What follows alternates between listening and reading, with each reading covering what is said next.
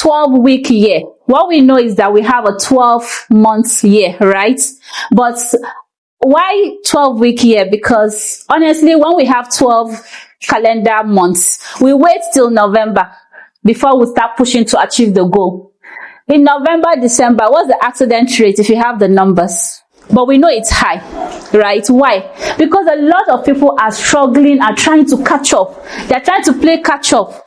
So the idea of the 12-week year is for you to be able to shift from that mindset that I don't have 12 months.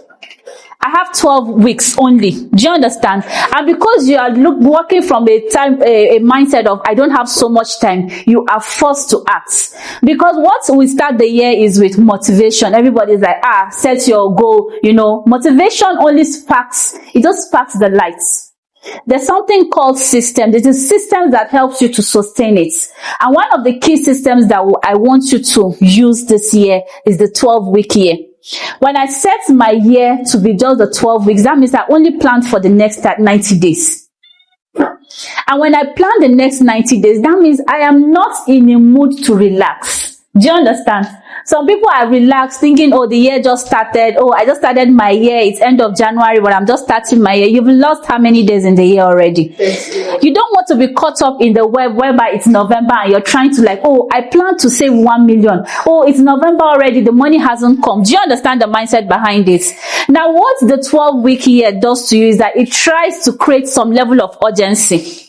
Do you understand? I was speaking with a mentor the other day and she was like, she didn't think about it because I now told her that, what do you plan to sell in your shop? She sells wigs. She said she wants to make money. And I'm like, no. First of all, your goal, it has to be smart. How much do you want to sell in the quarter? And how much do you want to gain? Because if you don't think about it in terms of clearly stating it in terms of numbers, you won't achieve it. What is not measurable is not going to be achievable. Do we understand that? Now, when I told her, tell me what you want to achieve, and she told me, okay, that maybe 15. I said, okay, let's make it 20 million. Because she has the capacity. Now, when we talked about the numbers, we started thinking, if we have 90 days, that means we can break it down into what? Weekly goals. We can break it down into daily goals. You now divide 30 million by the number of days. You'll be seeing clearly. Do you understand? Now, I wrote a book and the book was written this January. I was working with a 12-week goal in mind because I'm like, in January, between January and March, I want to write a book. But I knew that if I take out my time, that I will be too relaxed. And what he told us about is that we have to take the easiest step first. And I was talking about the next thing, which is the do it method. Do it. D-O-I-T. The do it method is the method that helps you to, first of all, make the goal setting easy. You set the goal, but you need to be clear. If you're not clear about it, oh, I want to lose weight. How many kg do you want to lose? Be specific. If it's 10 kg, then you start taking actions. But if you're not clear about the goal, if you can't say your goal in a sentence, you will not achieve it because it's not clear for you. If it is not clear, you can't measure it, you can't achieve it. So now the first thing you need to do is in that do it method. That's one of the strategy I'm using this year. First of all, you define the goal clearly. You decide, I want to do this thing. Now, when you decide, that means you said, okay, I want to achieve 1 million naira in savings, for example. The next thing you now need to do, that's the D. You've decided it, you've decided. The next thing you need to do is you now need to outline the steps. You outline the steps. For example, give me an example of a goal that anybody can try to achieve. Okay, maybe you can say you need 12 rooms in a year. Yes. Then you're taking one per month. Absolutely. At the end of the day, you're able to reach the 12 books. So you can actually increase it. Maybe at the end, just like you just told us about the 12 weeks. So yeah, if you're going to rush it, meaning you still have extra 6 months. Absolutely. You can add more. Yes. So that's a very fantastic example. That brings me to one of the real life scenarios I had in my life. In 2019, I was in Lagos Business School, and we were meant to write a vision goal about ourselves and our mission and all. And then I had different levels: relationship, I had social, I had religious, I had different areas of my life I was setting goals. Then under my relationship goals, I said I wanted women to be reading. I wanted women to be reading. It was vague before, but then I started streamlining it, and I said, okay, I want us to be able to read one book per month. But then the next thing, that's the decision I made. Remember, we said do it, right? So the D stands for the decision. The next thing I did was to outline, how do I want to do it? And then you write down the steps. Step 1, I said, okay, I need to put the women together. I created a WhatsApp group and I did it. That was very easy. Pick the easiest thing to do and start with it. It gives you some level of motivation. The I in it is you need to be able to implement it. And that's where the key focus for today will be. It is not motivational.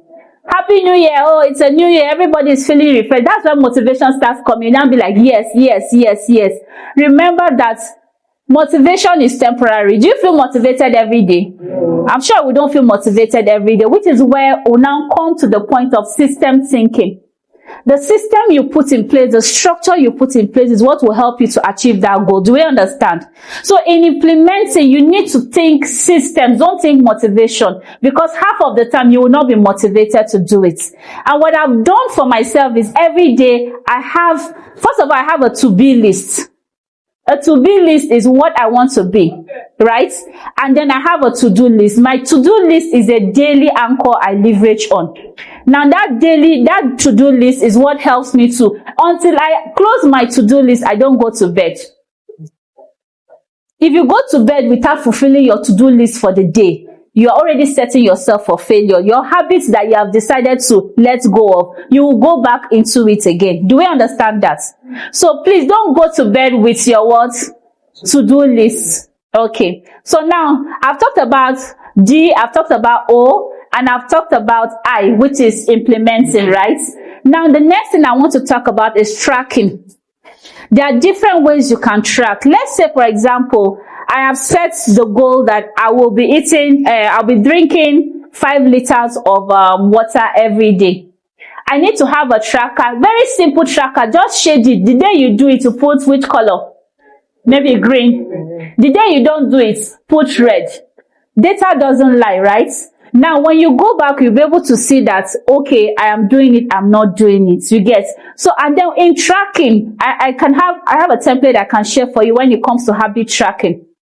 Now, in tracking, so you have to set specific time of the day where you want to be doing it. If you say, okay, I want to do it when I like, you'll most likely miss out of it.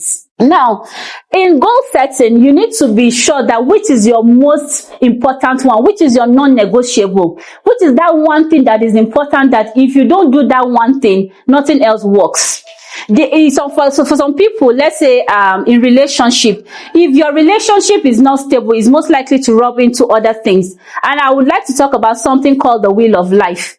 You can Google it later. Now, in your wheel of life, as a relationship is one of the anchors. If relationship is terrible, most likely it will rub into your psychology. It will affect your work in a way too. So before you set your goal, sit down and first and review your Thank you. I will wrap up now. You need to review your wheel of life and identify which is the most that you're either lacking or which is the most non-negotiable, and start implementing it. Once you implement that, you will be able to achieve a lot more. And like I said, motivation will come and go.